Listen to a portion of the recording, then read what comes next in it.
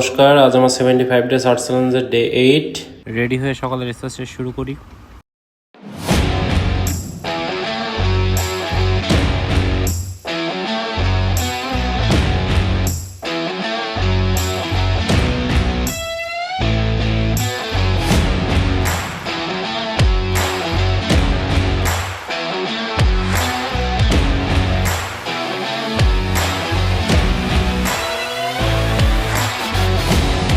Exercise শেষ করে সকালের খাবার, ড্রাই ফ্রুট এবং দুধ, কলা, ডিম খেয়ে আমি সারাদিনের জলের টাস্ক কমপ্লিট করে আমি সন্ধ্যার ব্যায়াম শুরু করলাম।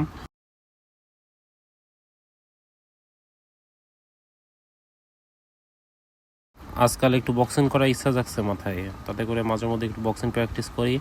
ফ্রেশ হয়ে আমার বই পড়া টাস্ক কমপ্লিট করলাম। শিখলাম যে ব্যক্তি আনন্দে এবং দুঃখে শান্ত থাকতে পারে সে সাধুর সমান। আজকের ছবি এবং ধন্যবাদ।